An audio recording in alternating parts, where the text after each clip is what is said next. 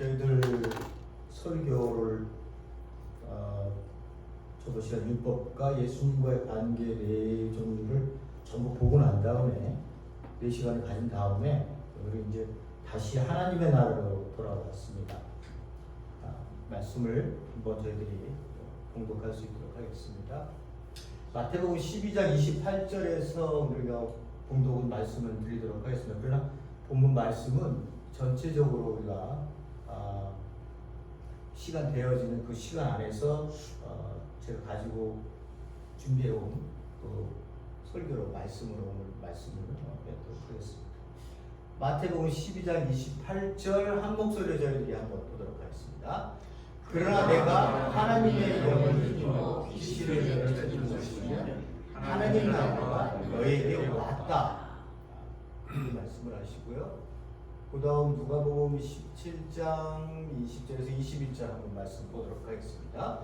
바리새파 사람들이 하나님의 나라가 언제 오냐고 묻니 예수께서 말씀하셨다. 하나님의 나라는 눈으로 볼 수 있는 모습으로 오지 않는다.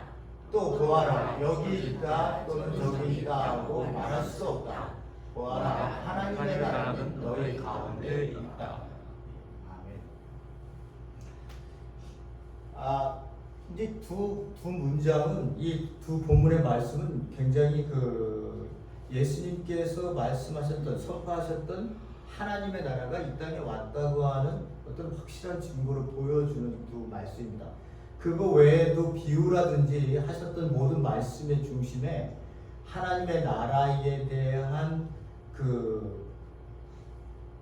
백성들에게 주어지는 말씀들이기 때문에 그 말씀들을 우리 그리스도인들이 들으면서 하나님의 나라가 이렇구나, 하나님의 나라가 이런 모습이구나, 하나님 나라가 이런 특징을 갖고 있구나라고 하는 것을 예수님이 계속 가르쳐주고 계십니다. 가실 때까지 가르쳐 주시잖아요.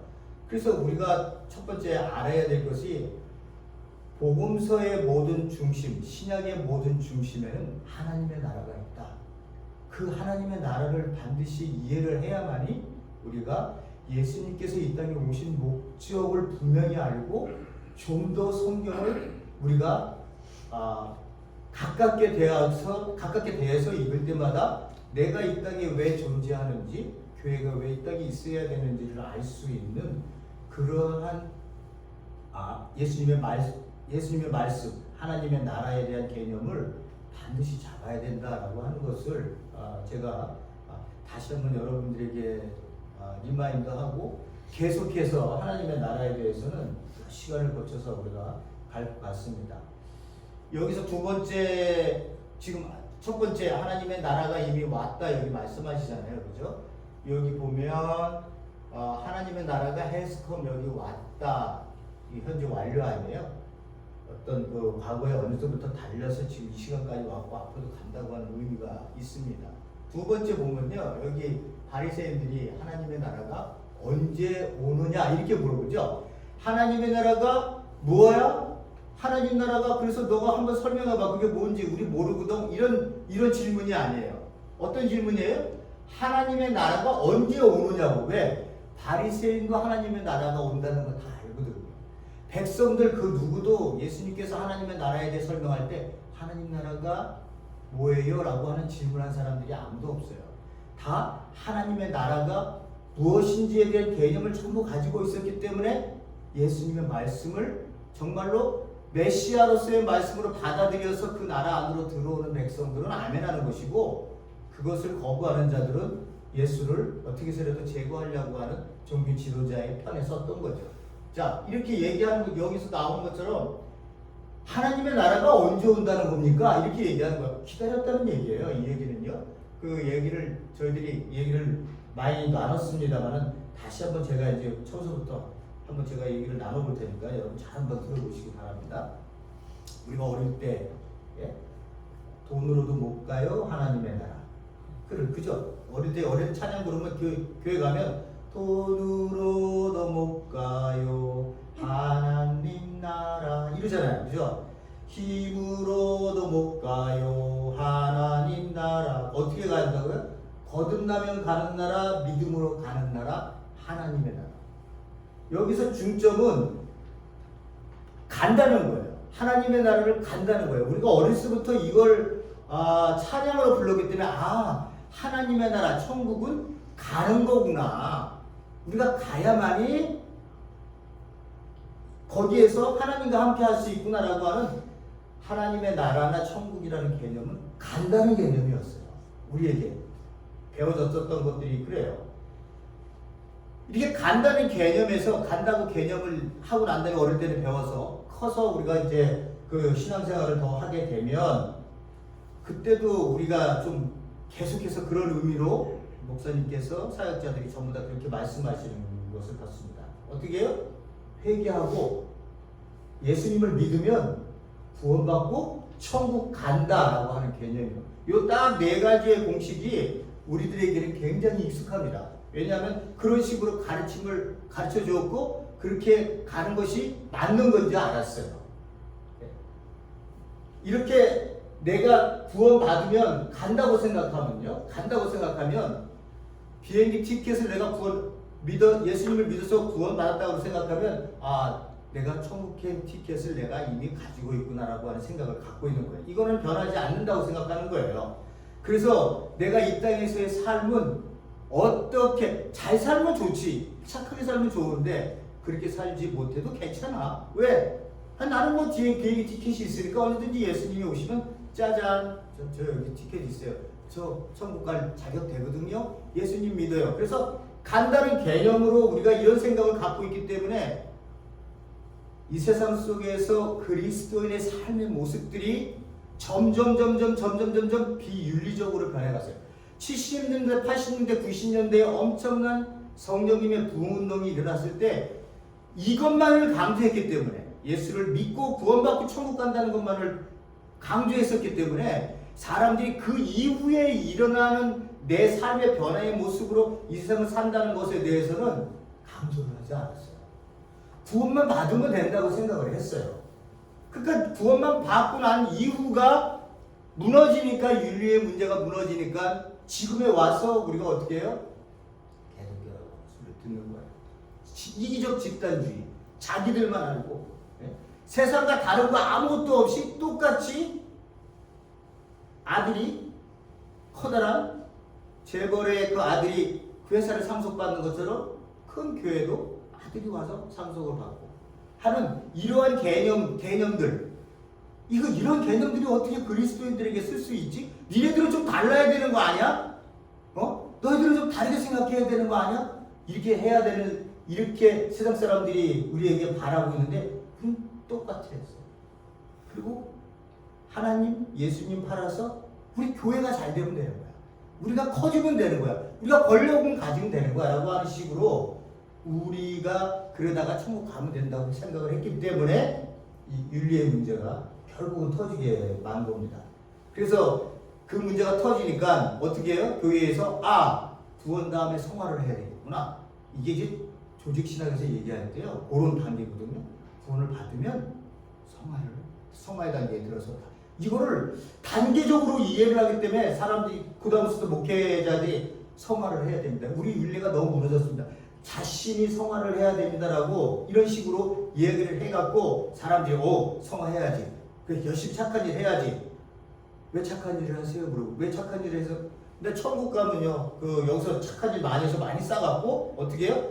거기 가면 맨션집에 살으려고요. 거기 가면 금연류관 받으려고요. 그렇게 못한 사람들은 어떻게 해요? 개털 모자를 써야 되고 초가집에 다시 살아야 된대요. 이런 식으로, 그러니까 그리스도인이 되어서 하나님의 말씀으로 내가 그 말씀을 받아서 하나님 앞에 무릎 꿇고 내가 잘못된 삶을 살았습니다.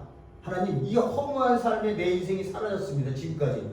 근데 당신을 알고 보니 이 삶이, 당신이 가르쳐준 이 나라의 삶이 정말 나를 살리고 진리이며 생명을 사는 길이었습니다. 라고 고백해 들어가는 이 고백이 있는 것보다는 자꾸 예수를 믿었느냐 안 믿었느냐로 구원을 따져 나가니까 이게 교리적인 것과 실제적인 것이 다르게 나오는 거예요. 예수님을 안 믿는 게 아니죠. 근데 예수님께서 말씀하시는 거는 뭐냐? 네가 구원을 얻었어? 그러면 참된 생명이 무엇인 줄 알고 그 삶을 이 세상에 살아갈 거야. 라고 하는 것으로 나가게 되면 성화라는 얘기를 할 필요가 없는 거예요. 하나님 나라 백성이라면 그대로 살아가는 거예요.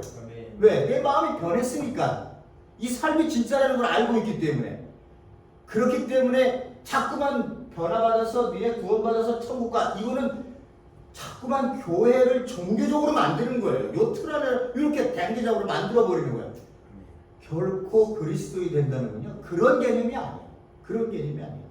새로운 생명을 네가 이 땅에 산다는 거예요. 왜? 새로운 사람이 되었기 때문에. 왜? 하나님의 통치 안에 들어왔습니다. 그 나라 백성이 되었으니까. 이게 새로운 역사 속에, 근데 제가 말씀드린 역사는 이렇게 흐르고 있었는데 그 속에 하나님 나라가 뚫고 들어왔다. 이 역사 속에. 제가 나중에 좀 보시겠습니다만, 이렇게 구원받고 천국 간다고 하는 이 단순한 논리로 우리를 가르쳤기 때문에 우리가 진짜 그리스도인이 된다는 것을 몰랐던 거예요. 교회 와서 다 전부 다 어떻게 해요? 그냥 이렇게 하다가 죽으면 교회 가나 보다 이렇게 얘기를 하는 거예요. 그리고 이 천국이란 말 제일 많이 듣는 거, 하늘나라 제일 많이 듣는 곳이 어디예요? 장례식장. 장례식장 가면 다 하나님 나라로 갔다고 다 얘기하잖아요. 아, 예수님은 왔다는데 왜 간다는 거야, 그리고. 응? 예수님은 왔다는데 왜 간다는 거야, 대체.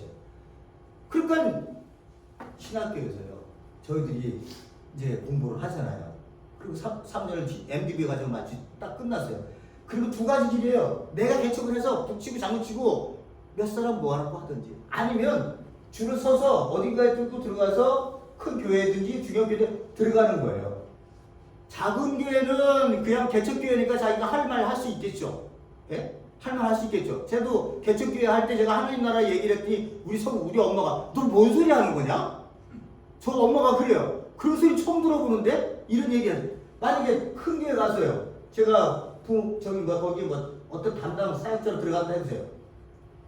하나님의 나라는 가는 게 아니라 하나님 나라에 이 땅에 임한 거래요. 이렇게 얘기하려면 바로 잘리는 거예요.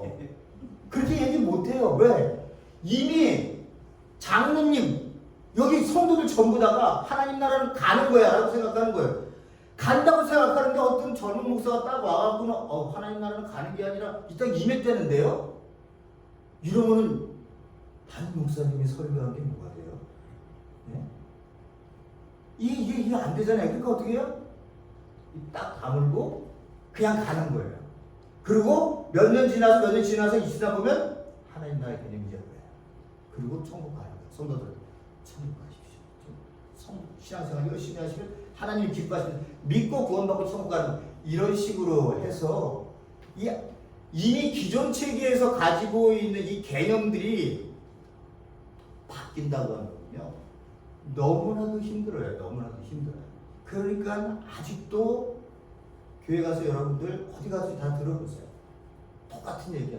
그럼 지금 저희들이 얘기했었던, 예수님이 얘기했었던 말은 무시하는 거예요, 지금. 예? 왔다는데 왜 간다는 거예요, 자꾸만. 그게 우리가 지금 가지고 있는 엄청난 큰 문제입니다. 이 문제만 정말로 하나님의 나라가 이 땅에 예수님을 통해서 그 나라를 세웠고 그 나라의 백성으로 이 땅에 우리가 살고 있습니다라고, 이 삶 속에서 우리가 이 땅에 하나님 부르시는 날까지 하나님의 뜻이 이루어지기 위해서 우리가 이 땅에 살아야 됩니다라고 그렇게만 가르쳤어도 이 윤리의 부전은 이렇게까지 나오지 않아요. 이렇게까지 나오지 않아요. 저 사람들을 보면 저 사람들은 다른 사람들이다. 사고의 의식이 달라. 더 나으니 보셨죠? 그 사람들은 살인 안 하면 의예요. 근데 우리는 더 넘어가야 마음의 의를 이루어야 되는 사람.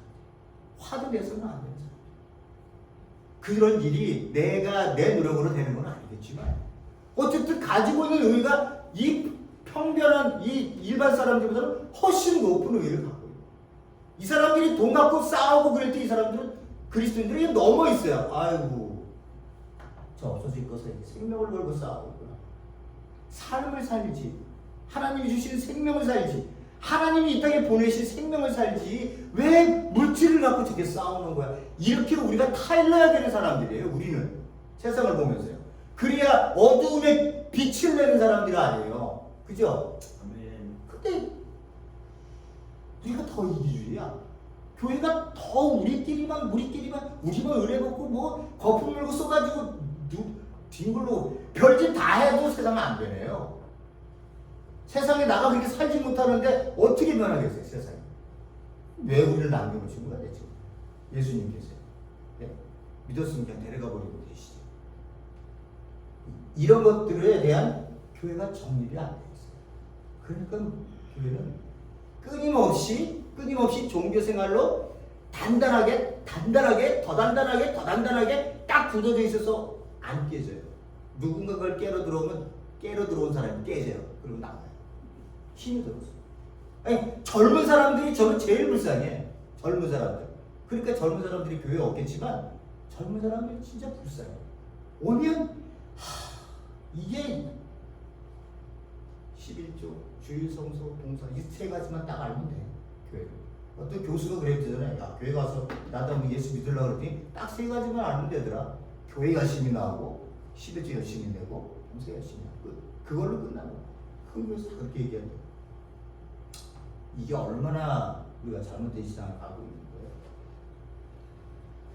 제가 하나님의 나라가 왜 중요하냐? 예수님께서요. 사복음서 안에 예수님께서 말씀하신 하나님의 나라, 하늘나라, 그리고 그의 나라, 당신의 나라, 그 나라, 나의 나라 등 이렇게 얘기를 쓰여지게 113번이나 있어요. 마태복음 51번, 마가복음 16번, 누가복음 41번, 요한복음 5번. 요한복음은 왜 이렇게 작으냐? 이건 1세기에 써지거든요. 1세기에. 거의 1세기에 쓰여요. 여기는 얘네스에 쓴 마가복음이 맨 처음에 쓰여지고요. 그 다음 마태하고 누가는 그 뒤에 쓰여집니다. 동시에 쓰여지고.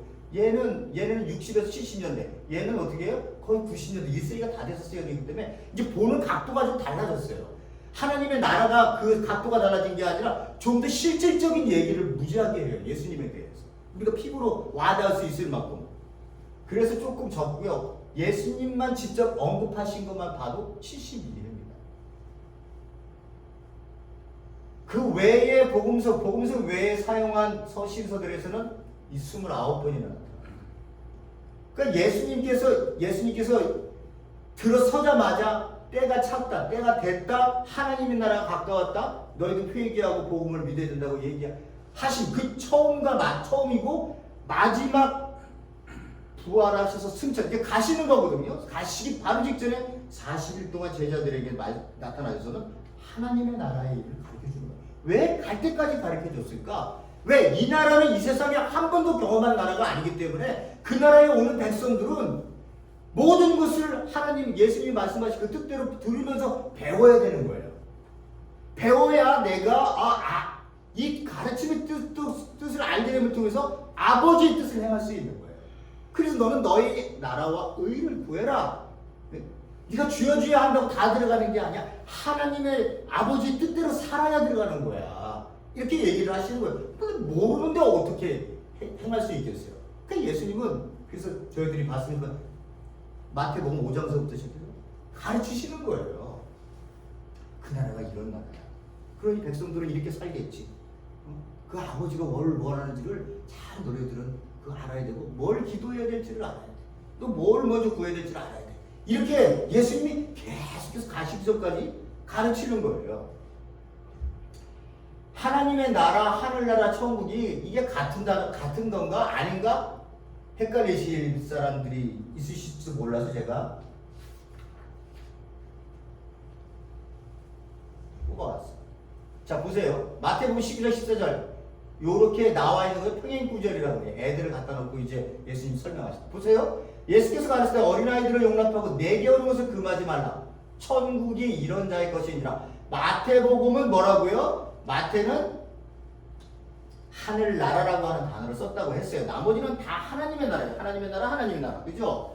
얘 왜 그랬다고요? 마태는 유대인이면서 그리스도인이 된 사람들이기 때문에 이 금기어, 잘 안 쓰는 단어, 껄끄러운 단어, 하나님이라는 단어를 완곡적으로 표현하기 위해서 하늘이라는 단어를 썼다고 그랬어요. 그렇다고 이걸 못 알아듣느냐? 알아들어요. 하늘에 높이 계신 분, 그럼 뭐예요? 하나님이라는 걸 알고 있는 것처럼 이렇게 하늘, 나라, 그러면 이건 하나님의 나라를 얘기하는 거지 말은 안 해도 안 쓰고 이미 알고 있는 거예요. 그걸 우리는 하늘, 천, 나라, 국, 그래서 천국 이렇게 얘기를 한 거예요. 그죠? 천국, 그랬더니 하늘의 우주의 공간, 국, 국가, 나라, 영토,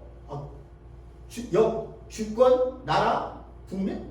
영토? 아무튼 세 가지가 있잖아요. 그죠? 그렇게 상상을 하니까 내가 죽으면 가신 곳이 우주의 공간에 공간에 있는 거기 어딘가 보다. 내가 죽으면 거기 가나 보다. 이렇게 생각을 해서 천국을 간다고 얘기하는 거예요. 그래서 이 개념을 잘 알아야 된다고 말씀을 드렸죠. 제가 이제 조금씩 말씀드립니다. 마가복음에서는요, 뭐라고 하면서 예수께서 보시고 분이 여기 이르시되 어린아이들의 내게 오는 것을 용납하고 금하지 말라. 하나님의 나라가 이런 자의 것이니라. 여기 어떻게 해요? 하늘나라가 이런 자의 것이니라. 여기 보면 누가복음 18장 16절 예수께서 어린이들을 불러 가까이 하시고 이르시되 어린아이들이 내게 오는 것을 용납하고 금하지 말라. 하나님의 나라가 이런 자의 것이니라. 마가복음 누가복음은 하나님의 나라 똑같은 개념인데 여기서는 하늘나라. 그렇다면 하늘나라, 하나님의 나라가 틀린 거예요? 같은 거예요? 같은 거예요. 같은 단어예요. 같은 단어. 그거를 마태만 저렇게 썼다고 말씀드려요. 두 번째 또 한 번 있습니다. 마태복음 13장 11절 대답하여 천국의 비밀을 아는 것이 너에게 허락되었으나 너에게는 아니 되었나니. 마가복음 4장 11절 하나님 나라의 비밀을 너에게는 주었으되 외인에게는 모든 것을 비유로 하나니. 하나님의 나라 썼죠. 누가복음 8장 10절 하나님의 나라의 비밀을 아는 것이 너희에게는 허락되었으나. 여기 나와 있는 것처럼 천국 평행 구절인데 천국 하나님의 나라 이렇게 쓰고 있습니다. 여기 우리가 딱 이거 보면 아는 것처럼 하늘나라 천국 하나님의 나라는 같은 개념입니다. 그러면 어떤 거를 쓰는 게 정확한 해석인가? 뭐예요? 하나님의 나라라고 쓰는 것이 정확한 해석인 거예요. 그거를 마태만 바꿔 썼다 그랬어요. 그 이후에 나오는 책들은 전부 성경책은 하나님의 나라예요. 그러니까 우리가 저 마태복음을 읽을 때도 하나님의 나라로 바꿔서 읽고, 하나님의 나라는 하나님은 알잖아요. 나라가 어떤 뜻인가? 이게 통치라는 개념이거든요. 제가 말씀드렸습니다. 통치라고 하는 개념이에요. 그래서 하나님의 통치가 임했다라고 하는 것을 얘기하고 있는 겁니다. 자, 이 하나님의 나라가 어디에 뿌리를 두고 있나, 메시아가 어디에 뿌리를 두고 있나를 좀 생각해 봐야 될 필요가 있습니다. 그래서 제가 나단의 신탁, 사무엘 하, 다윗에게 준, 나단이 다윗에게 준 말씀이에요. 7장 12절 14절에 보면 이렇게 나와요. 너의 수가 다하면, 다윗의 수가 다하면, 생명이 다하면 너의 씨를 일으켜 왕 위에 앉히겠다. 그리하여 내가 너의 집안 왕족을 세우겠다. 그가 나를 대신하여 나의 백성 이스라엘을 통치하는 나의 아들로 삼겠다. 이렇게 나단이 벌써 다윗 왕이 있었을 때 예언을 했어요. 그러니까 이 말씀을 들었던 백성들은 다윗 왕가에서 누군가가 나와서 우리를 통치할 그런 왕이 서겠구나 라고 하는 것을 기대를 하고 있는 거예요. 두 번째 보세요. 16절에 내 집과 내 나라가 내 앞에서 영원히 보존되고 너 위가 영원히 견고하리라 하셨다 하라. 이렇게 얘기를 하고 있습니다. 여기 영원히 견고한다, 영원히 보존된다 라고 하는 나라나 내 집은, 지금까지 다윗이 그렇게 왕들이 뒤에 났지만 그런 왕들은 없었어요. 그러니까 이것은 예수님께서 메시아로 이 땅에 오실 거다라고 하는 것을 미리 말씀을 하고 계신 거예요. 나단이에요. 그걸 모두가 이스라엘 백성들이 이 글을 읽으면서 알고 있었다는 거예요.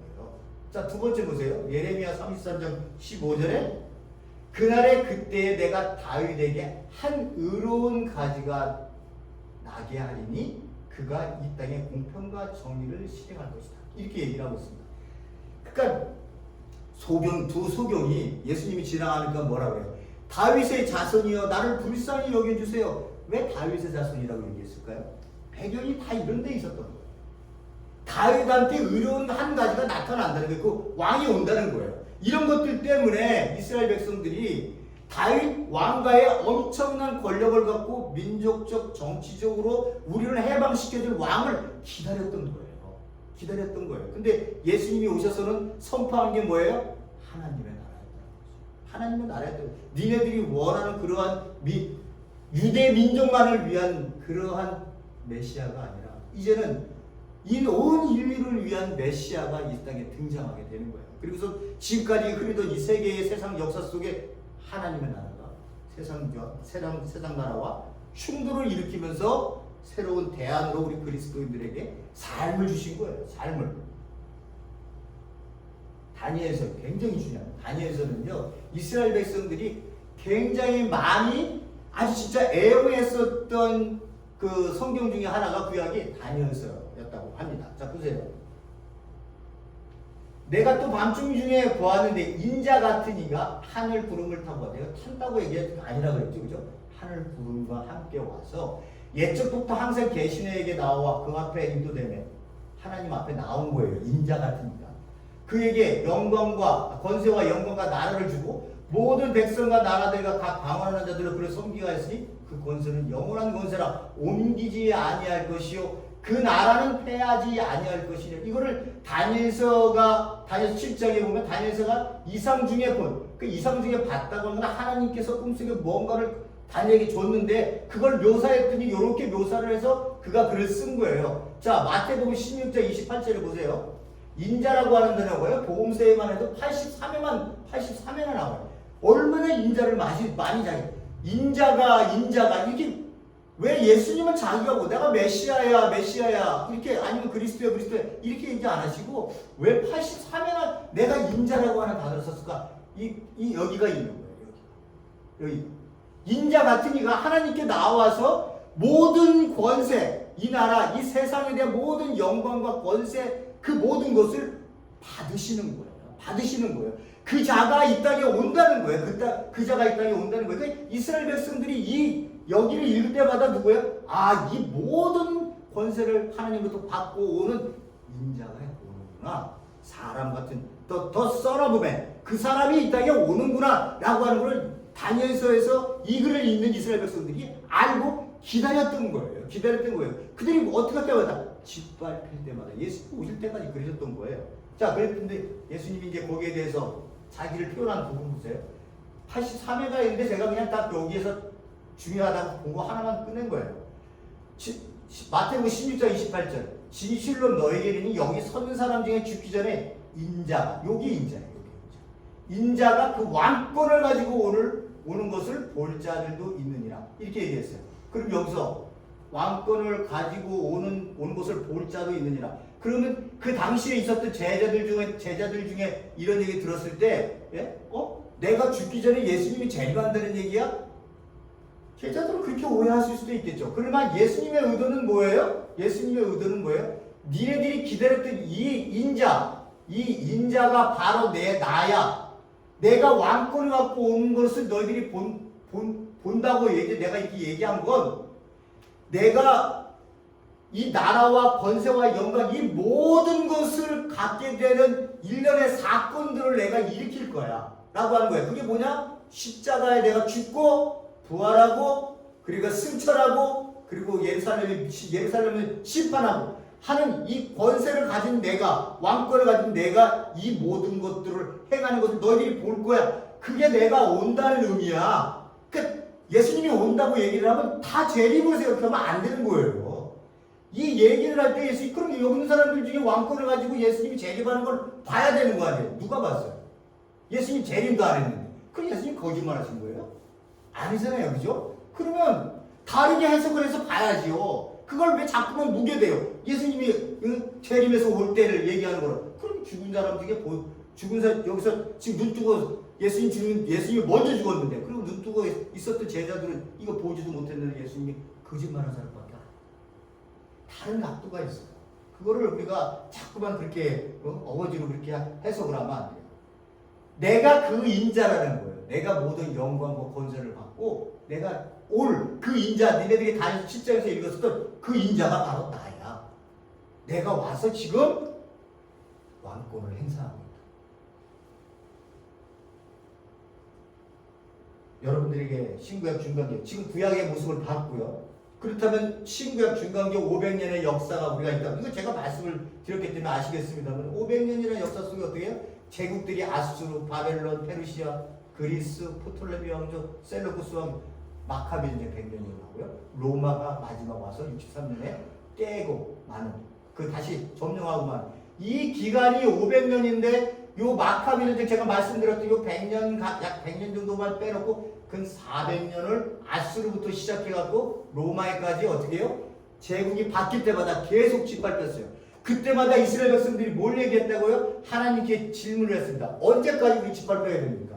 언제 우리는 그 이방 나라로부터 해방할 수 있습니까?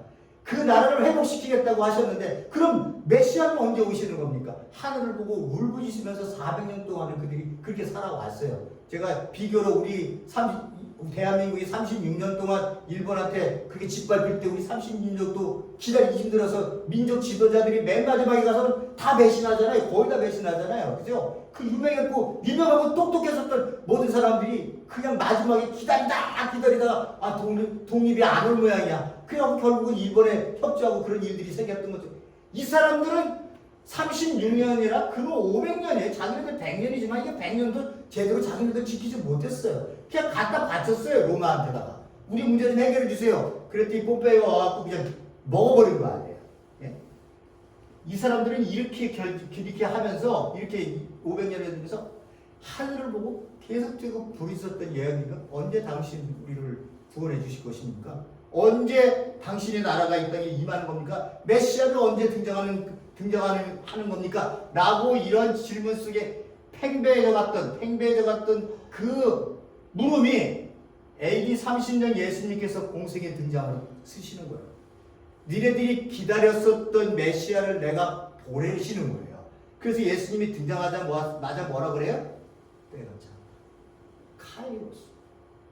하나님의 때가. 니네들이 이렇게 500년 동안 고생했지. 니네들 나한테 대고 하늘을 대고 질문했었던 그 때가 지금 왔다는 거예요. 메시아의 때가 왔다. 그래서 예수님이 등장하시잖아요. 예수님이 등장하셔서는 어떻게 해요? 때가 찼다. 하나님의 나라가 가까워. 하나님 나라가 임했다. 그러니 너희들은 회개하고 뭘 회개를 해요? 너돈 떼어먹은 거 회개해. 너 거짓말한 거야. 이런 회개가 아니라 살았던 그 세상적 삶으로부터 너 이렇게 가던 길이었는데 이 거꾸로 가는 거예요. 거꾸로. 그거를 회개라고 하는 거예요. 그냥 내가 조금 바꿔서 이렇게 가는 걸 회개라고 하는 게 아니고 완전 인생이 바꿔지는 거예요.